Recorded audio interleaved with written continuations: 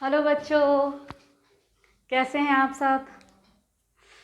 हम क्लास 12 की halo alkane और हेलो एरीन्स पढ़ रहे हैं, चैप्टर 10, जिसमें बहुत खुशी की बात है कि हमने हेलो एल्केन्स पर 8 वीडियो बना चुके हैं और हमारा हेलो एल्केन जो है वो ख़त्म हो गया, अब कंप्लीट हो गया मतलब। और अब हम हेलो एरीन्स पर आ चुके हैं। तो ठीक है, आप सबका मेरे इजी केमिस्ट्री चैनल पर स्वागत है। आज से अब हम पढ़ेंगे हेलो एरीन्स। ठीक, तो हेलो एरीन्स कहते किसको हैं, इसका थोड़ा नामांकरण देख लेते हैं।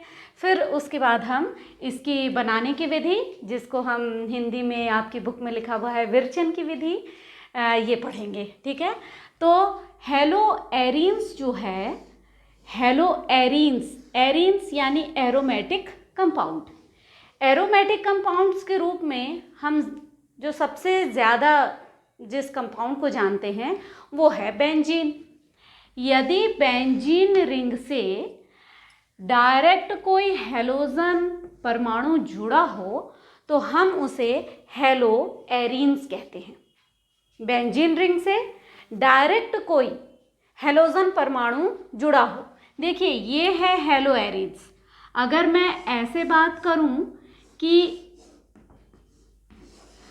ये CH3 और यदि हेलोजन इस CH3 से जुड़ा हुआ है, ठीक है, तो ये जो है हेलो एरीन्स के अंतर्गत नहीं आएगा। ये वास्तव में इस कार्बन से, यानी जिस कार्बन से क्रियात्मक समूह जुड़ा है, फंक्शनल ग्रुप, हम उसी को कंसीडर करते हैं। तो ये जो है हेलो एल्केन के ही अंतर्गत आएगा, इसमें कंफ्यूज नहीं होना। अगर किसी एरोमेटिक रिंग से डायरेक्ट जुड़ा हुआ है हेलोजन परमाणु, तब हम उसे हेलो एरीन्स कहते हैं।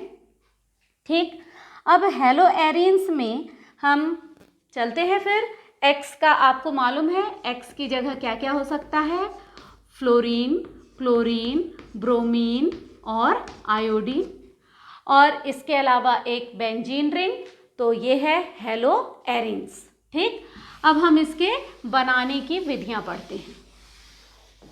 बनाने की विधि देखो, हेलो एल्केन जैसा ही होगा, इसमें ज़्यादा ऐसा कुछ नहीं है।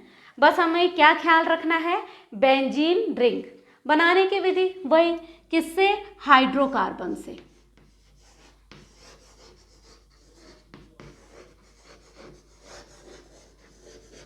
हाइड्रोकार्बन से बनाने की विधि। अब यहां पर देखो, हमें हेलो एरीन्स बनाना है तो हाइड्रोकार्बन भी कैसा लेना होगा, एरोमेटिक हाइड्रोकार्बन। तो एरोमेटिक हाइड्रोकार्बन यानी कि बेंजीन, हम बेंजीन का क्या करा देंगे, हम बेंजीन का, हमें हेलो समूह जोड़ना है, इसलिए हम इसका क्या करा देंगे, हेलोजिनीकरण। क्या करा देंगे, हेलोजनीकरण या हेलोजनी प्रतिस्थापन। हेलोजन के द्वारा हम उसका प्रतिस्थापन करवाने वाले हैं, है ना।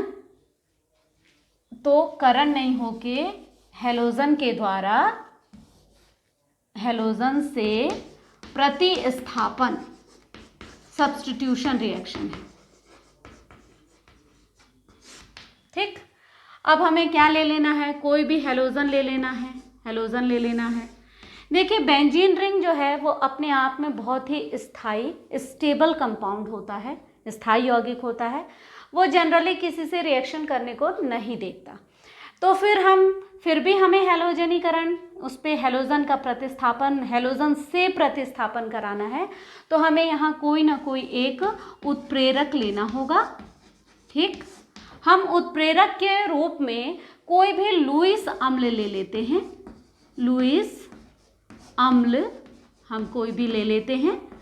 लुईस अम्ल कोई भी हो सकता है, FeCl3, AlCl3। आपको मैं इसलिए बता रही हूँ कि यदि आपने कोई भी अभिक्रिया बेंजीन क्रियाकारी के रूप में लिए हो तो इस तीर के निशान के ऊपर आप कुछ भी अवश्य लिखेंगे, क्योंकि यह बहुत स्टेबल कंपाउंड है, आसानी से रिएक्शन नहीं देता है। तो अब ये जो है हमने लुईस अम्ल लिया है। लुईस अम्ल किसे कहते हैं? जिसमें इलेक्ट्रॉन को खींचने की शक्ति होती है, क्योंकि उसका खुद का अष्टक पूरा नहीं होता। देखो ये यदि मैं Fe की बात करूं, Fe से कितने Cl हैं? ये Cl, ये Cl। तो एक बंध को बनाने के लिए 2 इलेक्ट्रॉन, तो कितने बंध हैं? 3। तो 3 दूनी 6 इलेक्ट्रॉन, यानी ये इलेक्ट्रॉन डिफिशियंट रिएजेंट है। और ये इसमें अभी और इलेक्ट्रॉन, इसका अष्टक पूरा नहीं है ना, तो ये अभी और इलेक्ट्रॉन लेना चाहता है, खींचने की शक्ति होती है। इसलिए हम ये लुईस अम्ल की उपस्थिति में ही कराएंगे। और यहाँ पर करवाने के बाद आपको मिल जाएगा hello arenes plus HCl, sorry HX, ये निकला। ये क्या बन गया? ये बन गया हेलो एरीन्स। ठीक है, तो ये बनाने की विधि थी हाइड्रोकार्बन पर हेलोजन के द्वारा प्रतिस्थापन से। अब ये खास बात आप देखिए कि ये जो प्रतिस्थापन है, प्रतिस्थापन जितने भी प्रतिस्थापन हमने पढ़े हैं उसमें यहाँ पर जब बेंजीन रिंग हो तो ये देता है इलेक्ट्रोफिलिक।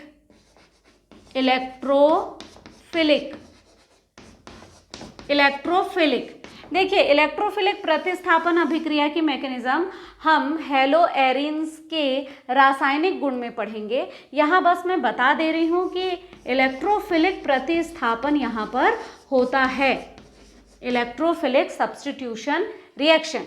और इसमें जो इलेक्ट्रोफाइल होते हैं, इलेक्ट्रोफाइल होगा, इलेक्ट्रोफाइल जो होगा वो इलेक्ट्रॉन को फिल करने वाला, इसका मतलब उसके ऊपर खुद कैसा चार्ज होगा? इलेक्ट्रॉन को फिल कौन करेगा? जिसके ऊपर पॉजिटिव चार्ज होगा। याद रखिए, हम न्यूक्लियोफाइल, न्यूक्लियस को कौन फिल करेगा? जिसके ऊपर नेगेटिव चार्ज होगा। इलेक्ट्रोफाइल, इलेक्ट्रॉन को कौन फिल करेगा? जिसके खुद के ऊपर पॉजिटिव चार्ज होगा। तो इस तरह से आप इलेक्ट्रोफिलिक सब्स्टिट्यूशन रिएक्शन है ये, लेकिन हम इसका डिस्कशन यहाँ नहीं करेंगे। हम कहाँ करेंगे इसकी? जब हेलो एरीन्स की केमिकल प्रॉपर्टीज़ पढ़ेंगे तब हम इसका डिस्कशन करेंगे। ठीक है, तो ये हो गया आपका बनाने की विधि। अब कोई भी आप बेंजीन पर, ये बेंजीन ले लिया, बेंजीन पर हम Cl2 की अभिक्रिया करा देते हैं किसी की भी, जैसे हम FeCl3 की उपस्थिति में, और ये बन जाएगा आपका Cl, यहाँ HCl, ये बन गया क्लोरोबेंजीन।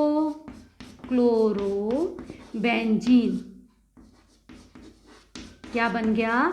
क्लोरोबेंजीन। ठीक है, समझ में आया? बहुत सिंपल है रिएक्शन। अब इसी के बाद हम पढ़ेंगे, देखिए हम और क्या पढ़ने जा रहे हैं? क्लोरोबेंजीन। हम यहाँ पर आप ये ध्यान दीजिए कि इलेक्ट्रोफाइल अब कैसा बनेगा? यहाँ पर हेट्रोलिटिक क्लीवेज होगा और एक बनेगा क्लोराइड आयन और एक बनेगा क्लोरोनियम आयन।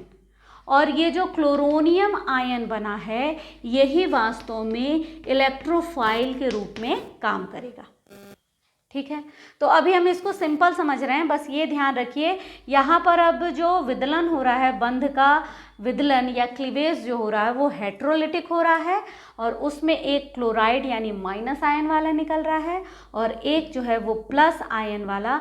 तो हम प्लस, जो भी धनायन होते हैं हम उसके नाम के अंत में ईएम लगा देते हैं, तो ये हो गया क्लोरोनियम आयन, और यही इलेक्ट्रोफाइल के रूप में काम करेगा। ठीक, तो अब इसको मिटा देते हैं। ये हेलोजन से एक बनाने की विधि हो गई।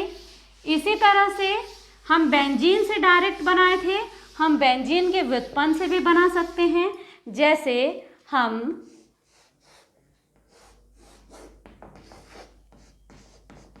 ये है टॉलुइन, याद रखें नाम इसका टॉलुइन। अब टॉलुइन पे भी हम वैसे ही हैलोजनीकरण करा दें। चलिए क्लोरीन से हम करा देते हैं और क्लोरीन के द्वारा क्लोरोनियम आयन के द्वारा प्रतिस्थापन करा दें।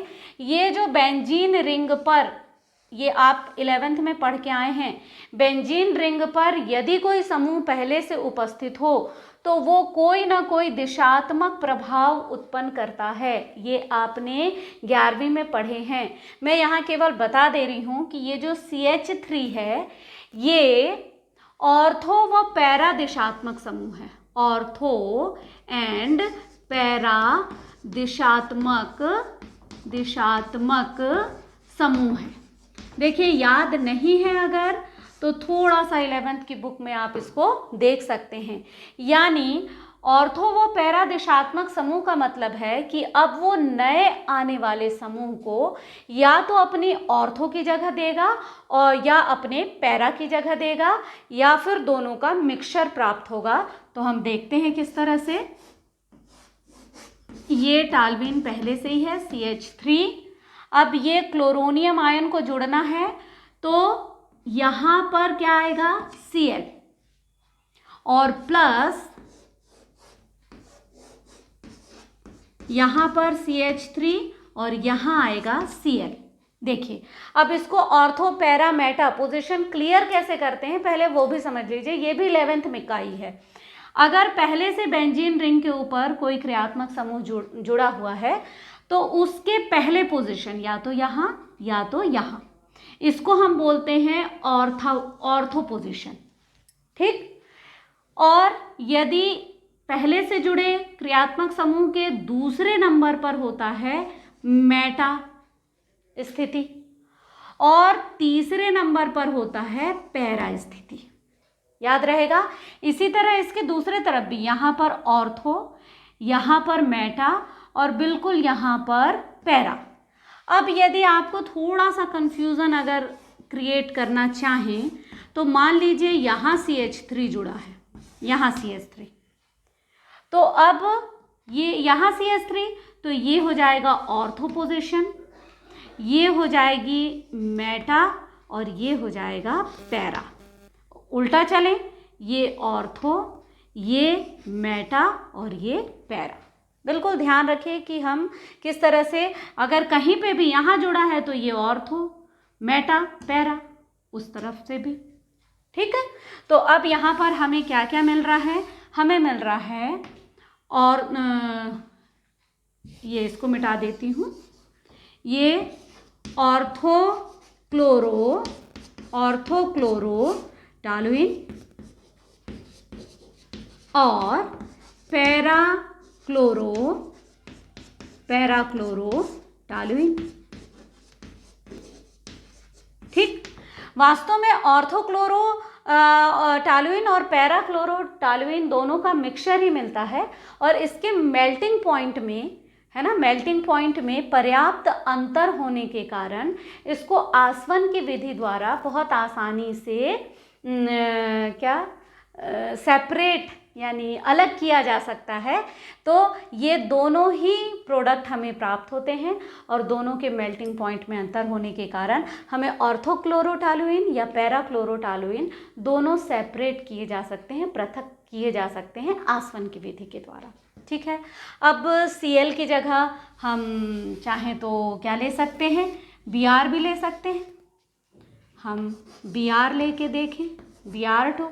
अब ऑर्थो क्या हो जाएगा, ऑर्थो ब्रोमो टॉलुइन और पैरा ब्रोमो टॉलुइन, ये मिल गया। ऑर्थो ब्रोमो टॉलुइन और पैरा ब्रोमो टॉलुइन और साथ में हमें वैसे ही कोई ना कोई यहाँ पर FeCl3 या AlCl3 कोई भी लुईस अम्ल हमें रखना होता है। और साथ में हमें क्या मिलेगा, HCl या HBr, क्योंकि जिस पोजीशन पर Br जुड़ रहा है वास्तव में यहाँ पर पहले से CH है और इस H का Br ने प्रतिस्थापन कर दिया और यहाँ Br स्वयं जुड़ गया, तो जाहिर है एक HBr निकल जाएगा, निकलेगा कि नहीं।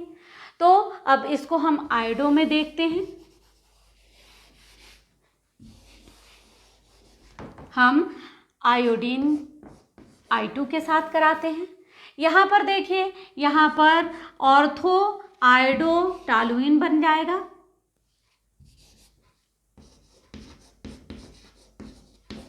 ऑर्थो आयोडो और पैरा आयोडो।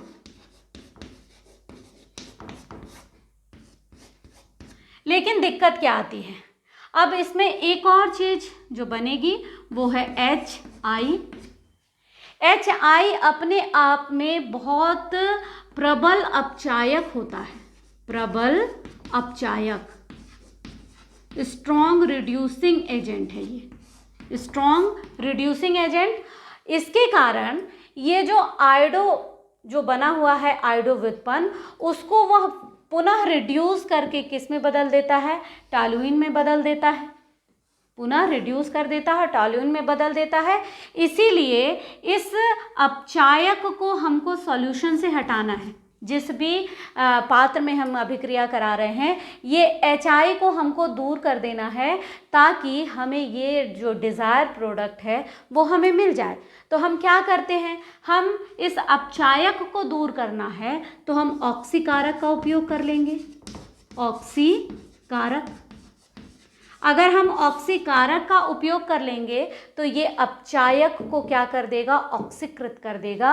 और इस कंडीशन पे आप यहाँ पर FeCl3 ना लिख के क्या लिखेंगे, कोई भी ऑक्सीकारक जैसे कंसंट्रेटेड HNO3 और या इसके साथ आप HiO4 ये ले सकते हैं, ठीक है। और फिर आपको ऑर्थो आयोडोटॉलुइन और पैरा आयोडोटॉलुइन प्राप्त हो जाएगा। बात समझ में आई। अगर हमें क्लोरो ब्रोमो व्युत्पन्न प्राप्त करना है तो हम कोई भी लुईस अम्ल के साथ कर सकते हैं, क्योंकि जो HCl है और HBr है वो प्रबल अपचायक नहीं होता, लेकिन HI जो है वो प्रबल अपचायक होने के कारण ये वापस यानी रिवर्सिबल रिएक्शन हो जाती है, फिर से ये क्रियाकारक में बदल जाता है, उत्पाद क्रियाकारक में। लेकिन अगर हम इस तरह से उसमें कोई प्रबल ऑक्सीकारक ले लेते हैं तो ये अपचायक का गुण जो है न्यूट्रलाइज्ड हो जाएगा और हमें डिज़ायर जो प्रोडक्ट है वो प्राप्त हो जाएगा, ठीक है। तो अब हम दूसरी विधि पढ़ते हैं। दो ही विधियां हैं आपके बुक में, एक हाइड्रोकार्बन से और दूसरा है एमीन से, ठीक। इसको हम सेंडमेयर विधि, सेंडमेयर विधि के भी कहते हैं, ठीक है। तो एमीन से हमको प्राप्त करना है दूसरा, एमीन से हम सेंडमेयर विधि में प्राथमिक एमीन, लेकिन कैसा, एरोमेटिक एमीन, प्राथमिक एमीन लेकिन एरोमेटिक एमीन, तो इसको हम कहते हैं एनिलीन। ये आपने लिया और NH2 तो मिला एनिलीन। एनिलीन को हम सबसे पहले एक जो कंपाउंड है जो एरोमेटिक यौगिकों में बहुत महत्वपूर्ण स्थान है उसका, उसको बोलते हैं बेंजीन डाइएज़ोनियम क्लोराइड, ठीक है। जैसे इसमें ग्रिग्नॉल्ड अभिकर्मक होता है ना, जिससे बहुत सारी चीज़ें हम प्राप्त कर सकते हैं, बाद में बहुत सारे यौगिकों का संश्लेषण कर सकते हैं, वैसे एरोमेटिक यौगिकों में बेंजीन डाइएज़ोनियम क्लोराइड का बहुत महत्व होता है। तो हम सबसे पहले इस प्राथमिक एमीन या एनिलीन को ये वास्तव में प्राथमिक एमीन है। कैसा एमीन, एरोमेटिक एमीन, प्राथमिक एरोमेटिक एमीन। पर हम सबसे पहले क्या कराएंगे, हम सोडियम नाइट्राइड की क्रिया कराएंगे, NaNO2। हम सोडियम नाइट्राइड की क्रिया कराते हैं और ये जो है इसके ये रिएक्शन की खास बात ये है कि इसको हम बहुत ही निम्न ताप पर, HCl की उपस्थिति में बहुत ही निम्न ताप, ये मान के चलिए कि 0 डिग्री सेंटीग्रेड से 5 डिग्री सेल्सियस के बीच में ही ये टेम्परेचर होना चाहिए। इसमें जब हम क्रिया कराते हैं तो हमको बन जाता है बेंजीन डाइएज़ोनियम क्लोराइड। ठीक है, तो यहाँ पर बेंजीन डाइएज़ो N2 ग्रुप को बोलते हैं और ये हो जाता है Cl। तो इसका नाम है बेंजीन डाइएज़ोनियम क्लोराइड। बेंजीन डाइएज़ोनियम क्लोराइड, ये एज़ो। देखिए कार्बनिक रसायन में ये जो नाइट्रोजन है, 2 नाइट्रोजन है, इसको हम एज़ो ग्रुप, एज़ो कहते हैं, और यहाँ 2 है तो डाइएज़ो ग्रुप नाइट्रोजन को, तो ये बन गया बेंजीन डाइएज़ोनियम क्लोराइड। अब हम इस बेंजीन डाइएज़ोनियम क्लोराइड पर, इसको मिटाऊं क्या, पहली लाइन या यहीं पर लिख लें, ये नाम मिटा देती हूँ। बेंजीन डाइएज़ोनियम क्लोराइड मिला और इस बेंजीन डाइएज़ोनियम क्लोराइड पर N2Cl पर अब हम क्यूप्रस क्लोराइड CuCl2 की क्रिया कराएंगे। तो कुछ नहीं, ये नाइट्रोजन जो यहाँ का है वो निकल जाएगा, साफ से लिख देते हैं N2। तो रिएक्शन के बाद यहाँ Cl और प्लस N2 गैस के रूप में ये अलग हो जाएगा। ठीक है, तो ये रिएक्शन हो गई आपकी, इसको हम एमीन से, या इसी रिएक्शन को हम कह रहे हैं सैंडमेयर अभिक्रिया। यही रिएक्शन जो है वो है सैंडमेयर अभिक्रिया। ठीक है, तो ये किससे, एमीन से, एरोमेटिक एमीन से एरोमेटिक क्लोराइड, या हम हेलो एरीन्स या क्लोरोबेंजीन बनाने की विधि है, बहुत इंपॉर्टेंट है, ये आता भी है कई बार। या तो सैंडमेयर अभिक्रिया नेम रिएक्शन में पूछ लेता है, या तो बोल देगा कि एनिलीन से क्लोरोबेंजीन बनाने की विधि। ठीक, या एनिलीन से ब्रोमोबेंजीन बनाने की विधि, है ना। तो किसी भी, यानी हम हेलोजन की जगह क्लोरो ब्रोमो ले सकते हैं, तो वो बनाने की विधि हो गई। लेकिन फिर वही हम आयोडोबेंजीन बनाना है। आयोडोबेंजीन बनाने के लिए जो यहाँ CuCl2 का उपयोग किए थे, देखिए ब्रोमो में हम यहाँ पर Br का उपयोग कर लेंगे और ये ब्रोमोबेंजीन हो जाएगा। लेकिन ये जो बेंजीन डाइएज़ोनियम क्लोराइड, इसका हम फिर पोटेशियम आयोडाइड के साथ क्रिया करेंगे, तब यहाँ पर हमें आयोडोबेंजीन प्राप्त होता है। ठीक है, ये वास्तव में एक्सचेंज, विनिमय विधि हो गई कि ये इसके साथ KCl के रूप में निकल गया, KCl के रूप में, और यहाँ पर जो है वो आयोडोबेंजीन ये बना दिया। ठीक है, तो ये इतनी आपकी बनाने की विधि है। मैं अब इसके बाद जो है अपन हेलो एरीन्स के रासायनिक गुण पढ़ेंगे।